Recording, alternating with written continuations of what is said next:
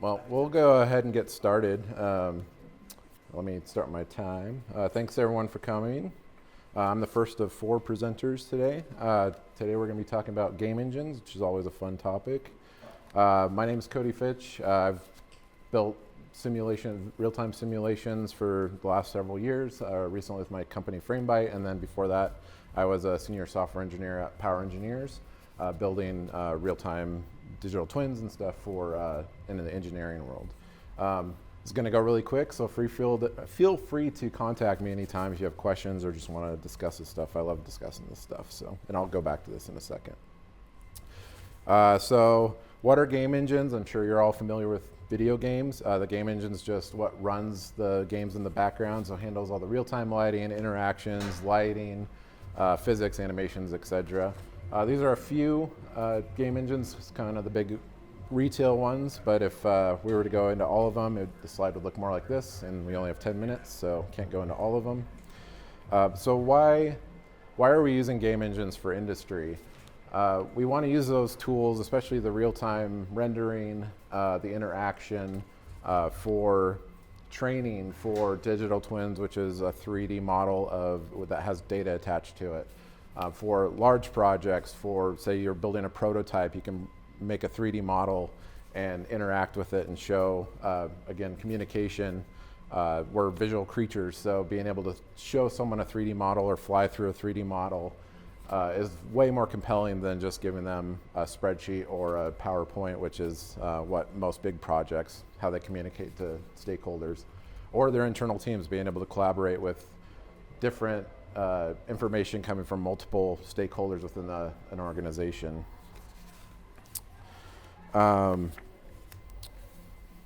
Cool, I skipped all those. And then why are they viable now? So the visual fidelity of the game engines have gotten good enough where they don't look so gamey. You can actually make them very realistic looking now. And then they can handle large data sets. So when I was at Power, we had a security analysis tool, and we were analyzing a substation, and then we would have a mile out from the substation, and it can handle all that just fine. And it can handle file types, all engineering file types, so BIM, CAD, photogrammetry, Gaussian splats now, which are becoming the big thing, LiDAR, point clouds. And then we just have the powerful enough machines to run these things and build these things. Maybe not in the near future, or it's going to be very costly, but we have them now. So how are they being used? Visualization, digital twins. Digital twins are anything from design. So we've done things in the past where you bring in a CAD model and see exactly how it's going to look in an area. And we've moved pieces of equipment around based on different analysis that we've run. And that can be from design and then through construction, where you can see different project phases during construction of a giant site or a prototype. And then all the way through operations, where you can bring in live data from different sensors and actually visualize that in one 3D model. And again, it's in real time, so you get instant feedback based on different information that comes in. Visualization, I used to work in the visualization department at Power for a little bit, and one of their products is they'll go out and take photographs and drop in a 3D model if they're putting in a new power line span or some kind of structure, and then they'll show the people, the public, what it'll look like in their area, which is great, but more compelling is if you drop that area or that model into a 3D engine and be able to fly into that person's backyard, and they can see exactly what it'll look like from their backyard. Media marketing, I've seen car commercials rendered out of Unreal Engine, which is one of the engines. The middle photo, you might be familiar with The Mandalorian, and instead of a green screen, they have a screen behind them, and when the camera moves, the engine moves the background, so you get realistic parallax, so you don't have to key in green screen. Training's a big one, especially in VR. A lot of big companies are utilizing VR still, even on the retail side might be a little shaky out for VR, but I know Walmart, Boeing's still using it. And then there was a study done where in medical, at least, the retention rate for students was 80% compared to 60% watching videos, and then 40 to 50% just reading the material. And then design, again, being able to move structures in real time is very compelling and saves a ton of time on the design side.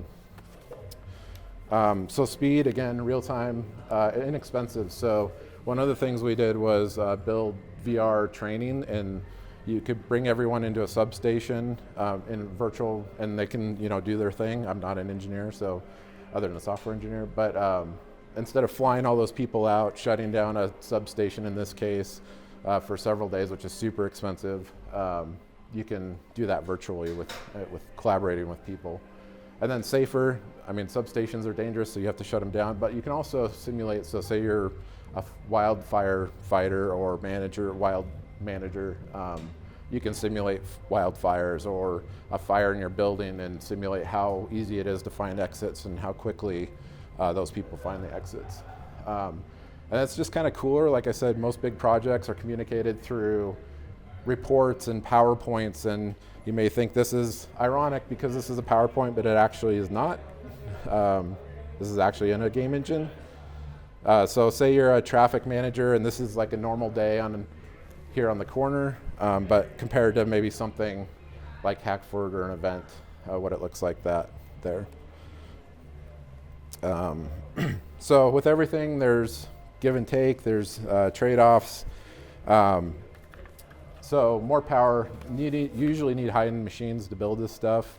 There are some, for deployment, there are some web-based things, but usually have to sacrifice either interaction or visual fidelity.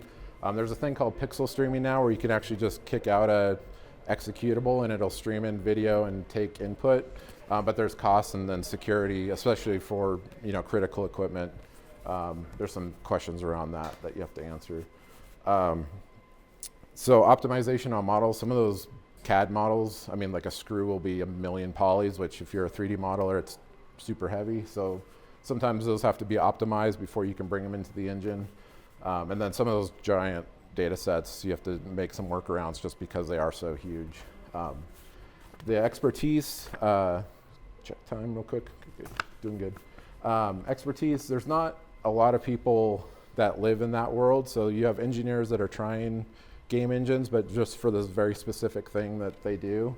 And then you get a lot of video game people that maybe are starting to get into that world, but not a lot that kind of live in both, that have the expertise of both. And then also you kind of get, especially with bigger companies, you get, with probably any software, you get platform lock-in. So you're locked into this specific engine because this is what we paid for, is what we've been using. So we need to find that expertise, which even narrows down the expertise even more. Sorry, let me check time again. Okay. So the future, this is my only AI thing, I promise. Project digitization is going to be a big one. So I think where big projects are going, right now they're spread across multiple disciplines and multiple scattered to the wind of different files and reports and spreadsheets, where if you can get a 3D representation of your model as a single source of truth, and have all those people communicate and add their piece of it, it makes it real easy to see where the changes are and see actually being able to communicate that within your team. Spatial computing, especially as augmented reality glasses become tolerable to wear instead of the giant headsets that you used to have to wear, they're going to become more ambiguous, especially with on-the-job communication. So if you're a mechanic or something and maybe you're new and there's something you've just come across that you're not super familiar with, you can get a 3D model outline or overlay of that, and that someone from the office can kind of do it with you in 3D. We've done that, a version of that. So AI is being able to take the data in those digital twins and analyze it. So one example that I use is we were trying to place substations, or help our engineers place substations in certain places, and they would have geodata, political data, flood and wildfire risk. You could take all that data, feed it into predictive modeling AI, and then it can kick out in real time again all that data of where maybe of the risk factors of that site or something, and then maybe even offer suggestions of other places to put it. And I think that's it. I'm out of time anyway, so thank you.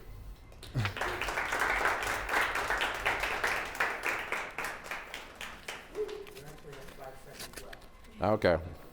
Mine was 5 seconds over, so. Yeah, I need to hand this to you. This mic is for the recording, I presume. Yeah, for that camera. There's two of us, so I'm not sure how well. Is there who mic'd you up? Brandon, who left, he was the one in the kind of jean jacket. I've done theater. I can just talk really loud. Or just pass it back and Yeah, forth. we can probably just Okay, yeah, sure. Yeah. let's just do that. That'll be fun. And then this is the HDMI for the. I just gotta use this. It should hopefully just work. If not, we obviously. I think we'll just pass it back. Yeah, we'll pass the microphone back. I'll send it to you. All right. Thank See you. if this comes up. Oh, they gave us Oh, sick. great. Wow, man. That's great. Oh, All right. wrong screen though. This guy over here then.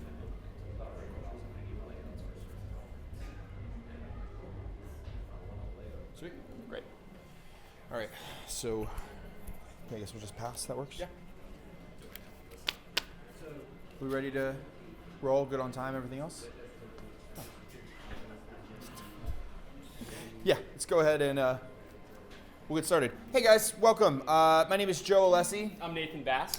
And this is Teenagers Are Already Building AI for the Real World. We're with the Congressional App Challenge, which, if you don't know, is the official coding competition of the United States House of Representatives. It was started in 2015, and the goal was to get more students involved in and inspired by STEM fields. The competitions are run individually, district by district across the United States, with each member of Congress hosting app competitions for students who live or attend school within their district lines. 10 years ago was the first year of the App Challenge. Only 2,000 students participated from 30-ish states, and AI, for most people, felt pretty far off. Fast forward to today, each year over 10,000 students are now participating in the program, and most of them are building AI-powered apps to submit along to their members of Congress. In our last cycle, last year in 2025, 13,830 students coded 4,650 apps across 394 congressional districts. So that's all 50 states and about 95% of the House of Representatives hosting these competitions. And these apps solve real problems, things like fire safety, accessibility, health access, and civic tools. We're growing in rural areas as well as areas that traditionally have not been thought of as tech hubs or hotspots. And these apps aren't theoretical. Students are building these apps to help address issues in their community today. Now, where specifically does AI fit into this? As may intuitively make sense to a lot of you, in the last few years, students have increasingly been using AI to enhance their apps. We see a majority of participants and an even larger majority of student winners using or building with AI in some capacity. But they're not only doing this for themselves. 70% of our apps are dedicated to social good or civic engagement. Additionally, the App Challenge serves as a sort of passion pipeline, getting students interested in STEM fields while keeping them in that area as they pursue later careers in their lives. We see around 97% of our participants report a desire to continue coding after they do the App Challenge, and around 90% look for careers in STEM afterwards as well. As they develop these passions, they're using AI in a hands-on, not a passive way. They're guiding AI to meet their social ambitions, to make change, rather than letting AI guide their coding. As has been established, teens are using AI. That's an undeniable fact. Around 50% of surveyed teens report using generative AI weekly, but they're not doing so blind. They're keenly aware of the risks. Around 57% of teens report some concern over the ways that AI is going to impact their careers in the future. 60% of teens are sort of distrustful of large tech corporations. 50% are hesitant to trust AI outputs. And 80% want to see their lawmakers enact policy to address AI risks. But they're not letting these risks control the narrative or stunt their innovation. As a part of the App Challenge, students are actively learning how to responsibly use AI, even in a time of uncertainty. we're not here to hand wave away conclusions about what the future of AI brings or that it's all going to be rosy. That's not the point of the talk today. It's real, these concerns, and it's felt by the students, as Nathan just mentioned. They're worried about things like bias. They're worried about their own personal security. They're worried about what the job market is going to look like due to AI in 5, 10, 15 years. Students in the Congressional App Challenge are not yet old enough to shape policy. Most of them aren't old enough to vote, being 13 to 18 years old. But these students are disproportionately going to shape how AI is used in the future. In a moment of uncertainty, these students are building toward positive outcomes in their community, and they're doing so in Congress's name. So in 2025, as Nathan mentioned, 50% of our applicants incorporated AI elements into their apps, and 70% of our district winners reported working AI elements into their apps, and that is into the functionality of their apps. And so these aren't ChatGPT or Claude wrappers. These are students finding a way to put real functionality that would not have been possible previously into their apps to solve real issues in their community. And we're going to highlight some of those in just a minute. These are things that would have been inconceivable for a 14-year-old to do just 2 or 3 years ago, and there's immense power that's been brought to their fingertips now. So the first app we'll talk about is an app called Boost T1D, which was built by a student named Aaron Prager, who is a high school junior in the Boston area who has type 1 diabetes. He and his friends with type 1 diabetes had a pretty simple problem. Every day they were constantly tracking their carbs, their insulin, their glucose levels. It was a really difficult thing to do, especially if they weren't cooking and preparing their own food. His app, Boost T1D, uses AI and machine learning to help analyze their food history and recommend changes so that they can find healthier levels. But the really cool feature is it uses live image processing to in real time evaluate food if they go out to eat and give an estimate of how many carbs are in it, which they report is significantly better than them trying to eyeball the bowl of pasta that they've just ordered at the Olive Garden. This helps reduce users' daily uncertainty, and it's built from his lived experience. This is a 16-year-old who's going out and trying to not change the world necessarily, but change his community. Another great winning submission we received this year was called FireSafe. It was created by 2 sophomores from the San Fernando Valley region of California, Advait Kumal and Ava Rawat. These students were directly impacted by the California wildfires. They were surrounded by people who lost their homes, their livelihoods, their schools, and as such, they created this app, which uses AI and a neural network to evaluate fire risks. It looks at things like dry underbrush combined with weather conditions, while also suggesting home safety improvements and charting evacuation routes in the circumstance of a fire. Apps like this really show that students are building with AI to address issues in their community and tackling areas where policy and infrastructure may have failed them in the past. We also received another great app this year called Cognify AI. This was made by a sophomore from Marietta, Georgia, Arav Balaji, and it was inspired by his experience witnessing his grandmother's cognitive decline as a result of Alzheimer's. And the app uses machine learning to analyze handwriting samples, actually, to flag early indicators of cognitive decline and identify Alzheimer's risks. It also integrates seamlessly into existing medical infrastructure with the goal of being immediately deployable. And apps like this show that students are coding with AI to solve widespread problems now, not in some distant, faraway future. The last app we're going to talk about today is actually the one that was coded closest to here in last year's competition. It's called Computerpreter, and it was built by 2 twin brothers, Victor and Forrest Niu, who are high school juniors in Salt Lake City. They were inspired by a story that their ASL teacher in high school told them about a deaf customer struggling to order at a drive-thru at McDonald's, driving through that drive-thru multiple times and holding up the order line in hopes of trying to get their order in through the drive-thru. They created an app that is AI-powered ASL translation, turning hand signals into letters and spoken word to allow a deaf user to be able to, even in situations where they can't hand their phone off to somebody, get words spoken out to them. This creates two-way communication between the deaf and hard of hearing, which is often quite difficult for those folks to find, and it's a real-time accessibility tool. This is something, an interaction that all of us in this room, if we're all in the hearing community, would take for granted, this type of thing, being able to order at a drive-thru or something like that. But for those in the hard of hearing community, this is an incredibly difficult issue, and they're deploying this around Salt Lake City and working with folks in the area to try to get this app out to people to help try to change their lives. So yeah, it's pretty inspiring stuff coming from these students.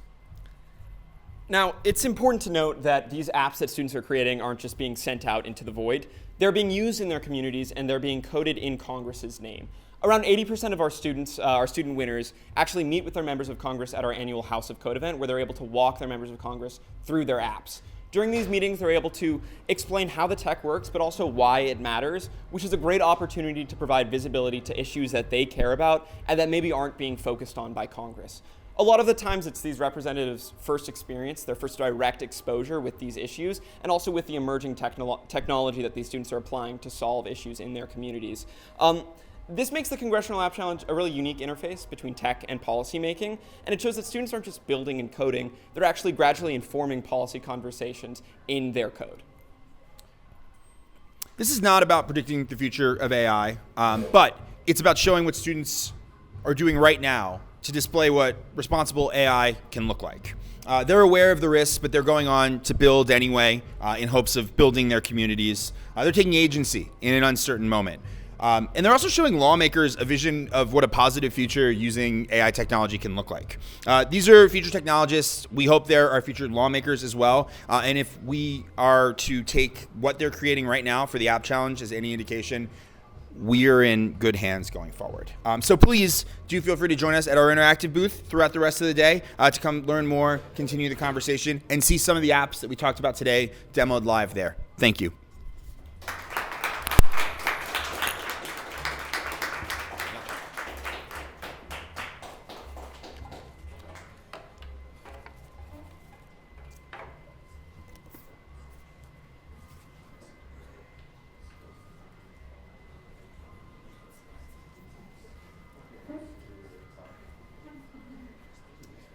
Where's that HTML?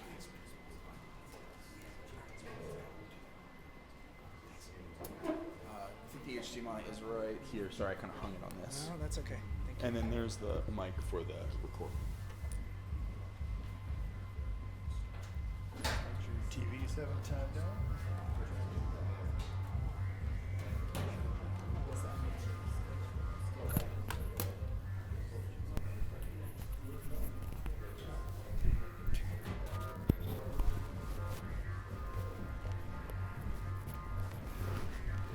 And then I hold the other mic too? Yeah. You can, if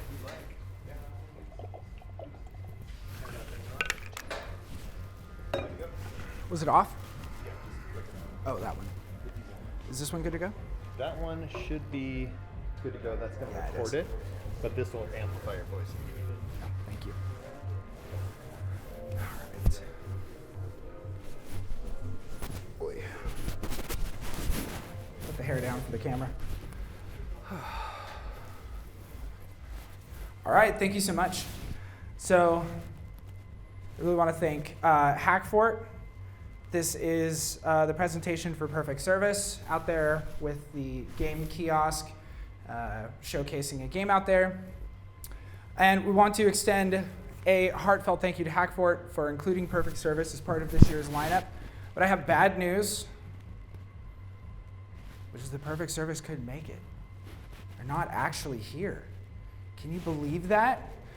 Because what is Perfect Service? Perfect Service is actually these two digital entities, Servitor A and Servitor B. I am merely here as a representation because they could not be bothered to come to Hackfort. These digital visionaries have been atop the mountain. I commune with them by entering into my holy temple, by donning my sacred garments, and they have passed a vision onto me. The Perfect Service ServicePack Game Station. That's right.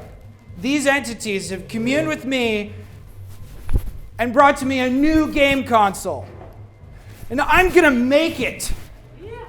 And this is definitely a good idea. The market is primed. This is gonna happen. No, that's it? You guys, it sounds like people don't believe me. It sounds like you don't believe me. And you shouldn't, because what is Perfect Service actually? It's a conceit. It's myself and a friend. What we're showing out there is a sort of like conceptual project. And we're presenting things this way. It'll become clear a little further in, but the talk is about to get a little more. standard. Yeah, it's a conceit. What we're building out there is a conceit. It's really just a computer and a kiosk. But what we've been doing is we're a boutique software and development house. We also use game engines. Between myself and my partner, we have about 10 years experience in everything from Unity and Unreal to UEFN, Godot, and everything else. And we're able to do just a lot of stuff. We're able to do 3D art, coding, all the crazy things. And we are available for contracting, consulting, and prototyping. So if anyone watches this recording and wants to get in touch, wait till the end. I'll have our contact information. Please and thank you. What this is this. We actually built the first version of this for an older client, but it never got installed. That was kind of their loss. But this got picked up again. We've been working with Realms Arcade, which is a local all-ages venue and arcade in town. And this is going to be their bespoke media player. It's effectively a jukebox, and you're able to maintain your own personal music library on it. It's all completely curated. No online access to any musical streaming services or anything like that. You get to curate it, manage it yourself, and have it fit your business. We thought this was a fun idea, but this has also inspired a few things where I personally just kind of miss technology being something that you kind of want to reach out and touch. A lot of it is now just the monolith of despair, just the phone and everything else. And it's not that like sleek isn't nice, but for my purposes, I miss certain things being like playful and entertaining in their execution. So there's this kind of like conceit of this media player that exists but doesn't exist. It's in a digital space, but it looks like a physical object, and all the UI is presented as such. It's like loose writing on CDs and stacks of CD cases and all this 3D UI. So why am I actually here? And that is indeed the ServicePack Game Station. And what it is intended to be is a multi-game arcade station, an exercise in practical game development, and an experiment in community art. This is something that I had the initial idea for some time ago while I was at BSU. I think a version of it got implemented. It was the promised land I did not see. Some other students worked on it. But ultimately, this is just kind of a difficult thing to solve. And I've just been given a bit of an opportunity. We had this kiosk donated by Realms. I got a computer from a friend. And so we're just starting to work on this project. Why make it? So personal experience. I had an arcade game that was built. The first version was made for GMTK 2019. We just thought it was a fun idea. The game that's out there now is actually an iteration on that idea. And it got picked up by a local bar. They just thought it was neat. We gave it a shot, and we made the game. They made the arcade cabinet. And it was just really unique. Getting outside of a digital marketplace, having an audience interact with it directly, and then having it just like be this special thing that was there or had that component to it was really meaningful. But it being bespoke in a specific cabinet meant that not only is it expensive to produce that cabinet, but we couldn't really do anything else with it. Industry instability is another part of this. There's a lot of layoffs right now in the games industry. It's hard to break into, it's hard to stay in sometimes. I think that's unfortunate. I think game design and development is a huge passion of mine. I think it's an art form. I think it's a real exercise in multifaceted creativity. And I like people who want to engage with it being able to engage with it. There's also threats to entry-level positions. We've been hearing some things about AI today, and I do think it's a complicated conversation. When it comes to art, I think it's a little less complicated. When it comes to code, I have to scrape Stack Overflow like everybody else. I got to look for solutions, math, and formulas and stuff that I'll implement, uses Lego pieces to build things. I think there's a conversation there, but it's not really for this talk.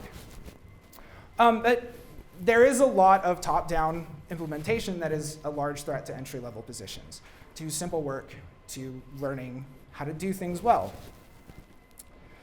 In all of that being considered, I want to expand access to participation. And we'll get to this when the community involvement comes into place. But also just do something different. The kiosk out there is the earliest stages of it. It's a computer slammed into a shell. I really want to implement things further down the line like NFC tech. but I don't want that technology implemented for payment systems or any kind of data collection. It sounds miserable. No, don't want it. We don't need that here. I don't want to do it here. But think of it like just access to experimental game design. I think some of this tech is just sitting there for us. It's easy to use, it's easy to access, but it just can't be implemented by large players in manufacturing because the money's not there. However, this multi-game cabinet gets to expand out, involves community content and participation. So the first game that's going in it is produced by Perfect Service, myself and my friend. Actually, the digital entities, don't forget that. The first version of community content and participation is things like art assets, music, and design. We want to be able to offer what we've made up in a community version on the cabinet in a physical space where somebody who's interested in participating in facets of game design but doesn't have the time, financials, the resources, even the know-how. It can be so, I mean, for me, it's been so hard fought getting kind of full stack skills. We're presenting a game that's functional and playable and on the floor. If somebody is interested and compelled by the process and wants to participate, let's have them make a character. Let's involve it. Let's have a 2D artist or even just like a fine artist in town make a livery for our fighting robots. And let's integrate that. Let's make it special. Workshops and education is another part of it. Get to talk about practical game design, get to implement things. People who are interested in participating can make content, and instead of being like, made this for a spec game, can't code it, don't have the time, don't have 5 years to dedicate to the project. I mean, obviously you can't choose the project if you're working with one of our games. Like, we produced it, but if you build it, they will come as part of the hope. But yeah, we can talk about practical execution and provide people a place to then implement what they've made and actually see it playable and active. Events and fundraising, I'd love to work with local communities. When I was talking about the NFC stuff, I want to make like fun special edition content, limited edition things, and I think we could use that with local groups as part of fundraising efforts, make special things for the cabinet. Full games come last. Effectively, what we've made right now is a Unity project that is an SDK. You can take that Unity project, implement it into the game that you're making, gives you all the plugs and hooks, and then you're able to port your game into the ServicePack as we've made it. If this is something we can keep developing and it goes further, I'd like to get to the point where we're taking games from other engines. Right now, this is kind of the solution, but this is kind of permanently a work in progress. Monetization and ownership is a big deal. I thought it was super cool to have that game on the floor. There were some issues that came into play. We weren't able to do like a digital release of it. But the game that we have, this is just a sample screenshot. I think it's fun. I believe in it. I think it's a really fun game. And I want to put out a digital version that people can purchase, use Steam Remote Play Together, couch co-op, have it, $2.99, $3.99, and it's awesome that you have like access to an audience that wants to play a game and will see it there outside of an algorithm in a digital marketplace. However, in the context of community content, that means like what happens with it. Community version, cabinet only. Any participatory content from the community remains on that. Our release version does not include their content. Anyone who participates with us, I want to make sure they own their work and it stays owned by them. Quarters and credits. It's just going to be going on the floor at Realms Arcade, and we're going to be using quarters for Perfect Service games to provide maintenance and support. No cost for community games. Once again, we don't want to make money off what you're doing, and we want you to continue to own it entirely. But the same thing applies. If somebody makes a game and it gets implemented, that's your advertising as well. Get it up on a marketplace. We want to get you out there. Once again, community collaborators retain full ownership of their work. Yeah, that's effectively what I'm working on. It helps me get some of the word out and clarify some of the things that are on the way. But it's kind of a high-minded goal. There was that digital console, which is the conceit, the thing that we're building that's supposed to have all the functionality, but it's really just a computer in a box. If you want to follow us, perfectservice.dev on Instagram. Website, also perfectservice.dev, but confusingly with a hyphen, planning. And if you want to contact for any reason, info@perfectservice.dev. And then there's a GoFundMe active, and that just helps us speed up the process. The cabinet's pretty ugly right now. We're working on this. It's a personal project. We're not going to stop if we don't get some kind of funding coming in, but the donations help us get hardware, help us keep the lights on, and helps us get this out to the community faster. So thank you very much. I believe that's my talk.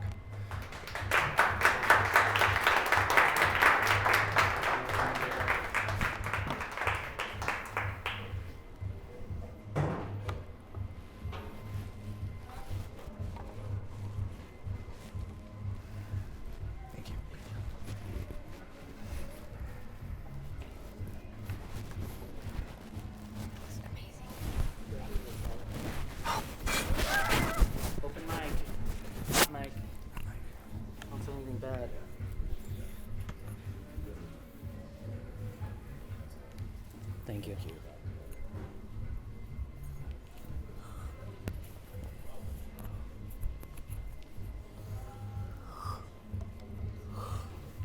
All right.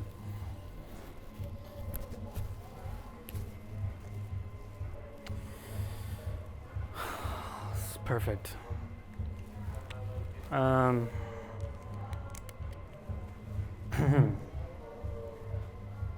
That's a good way to start a speech, right?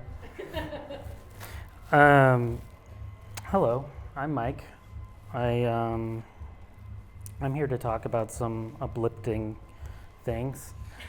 I actually thought I would totally change my approach because we all did this yesterday, and mine got a little bleak, and so I'm gonna switch it up and start by asking Raymond if I can share with the audience our personal communications about the origin of this. I don't care what you say. I'm going to do it anyway. So back in January, I was attending a talk, an all-day talk about technology. Like that was the theme. And there was a lot of executive leadership on the panels and presentations talking about AI most of the time. And, I used to organize tech events, like worse versions of Hack4.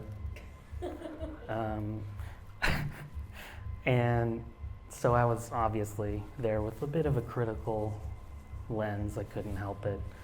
But also, it was kind of alarming to me at the time, and no offense to any of these very nice, well-meaning executives, but they really didn't understand what AI was, and it was very obvious. And the most alarming part about that was they're also the same folks telling everybody that they have to use it. And that's when my feelers went out and sent Raymond during one of their talks. Are you doing lightning talks this year? Can I do one called The Upcoming Information Apocalypse? And he's like, what is the apocalypse? Basically that if AI adoption continues down this path and the open internet dies and trust in institutions continue to erode, then information itself becomes nearly impossible to trust. It's kind of a scenario that could happen if we don't do a better job at being more intentional with our adoption of AI. Yeah, and then that's pretty much it. And then I explained, I'm at a leadership thing, and they don't understand AI, and this was frightening. That's what led to this idea. Got to find that Hack4 soapbox, which is out there in the lobby. And then he reluctantly agreed, I think, to let me talk about this. But why is this, why do I care? Why does it matter? I grew up in a weird kind of scenario. I'm really going to try to brush over this, but it's a long story. kind of like a new age cult kind of thing back when I was a child. They believed in a lot of weird things and made it so that I kind of believed sort of a lot of it too, and I would tell my other like childhood friends in elementary school, like, hey, did you know you have an aura and I can like heal you with power? Anyway, it was really weird. But then one time we moved states because obviously the Earth's axis was about to tilt a lot and everyone in Oregon was going to be underwater. So we had to move and then live in a tent for a little bit, and that was fun. And then eventually when that didn't happen, we moved back. And so from a very early age, I learned that, you know, not everything people tell you is true. And so maybe there's other ways that you can learn about what is true and what is false and what is real and what is not. And I learned very early age that just taking people's word for it, even adults, even people in authority, which sometimes have authority issues now, some tell me, you know, that's a data point. It's not the full story. So that's kind of what led me to my career later on when I really was interested in how people decide for themselves what they believe or what they know to be true. The difference and distinction between knowledge and belief has always been a fascination of mine, and it's led me down crazy paths where I thought I was going to be a creative writer at first, and I learned poetry and graduated with a poetry degree where I learned like the actual power of words and the craft of words and how that can change meaning and make people feel things. And that is also kind of how people anyway, that's the word, the power of words then led me more, you know, I've been a writer forever, but then I went back and did technical communication degree, and that really helped me use my writing ability to help people get access to the information that they needed that was usually behind barriers, like something is too complex. Well, technical communicators they're still there, but this trend I'm noticing is often people think technical writers and technical communicators can be perhaps easily replaced or augmented or something by AI, but that is, I mean, it is it's a helpful tool, but the real value that technical writing and technical communication provides is that layer of good judgment of what the information, like, the reader actually needs, what they're entitled to, and then usually their other unspoken job is to push back against corporate interests or, you know, capitalistic interests, because they just want things done quickly and efficiently and out the door, not necessarily, you know, they don't care about the quality of the content per se, and that's fine. And I think most people understand that it's good to have checks and balances and people coming together and compromising at the end of the day. But AI isn't really good compromiser. It doesn't push back. It thinks you're brilliant right? So anyway, that's basically some little thing to be concerned about.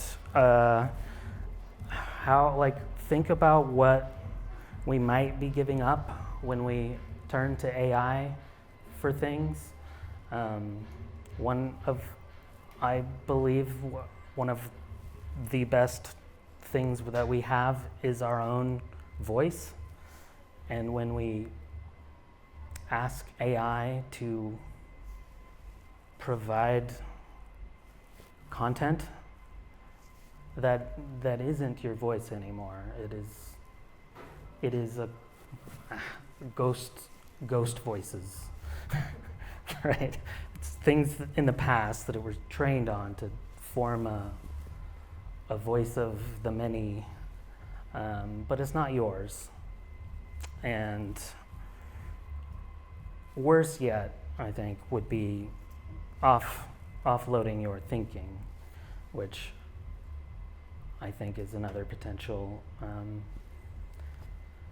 bad thing if we all end up doing that. So that's a bit of a downer, but hey, there's things you can do. Always ask why. Get down to the bottom of things, and if there's something that seems off, find out why someone might be promoting the message to you or wanting you to do something. What are their incentives? And find those out, and we'll be fine if we all did that. So, thank you very much.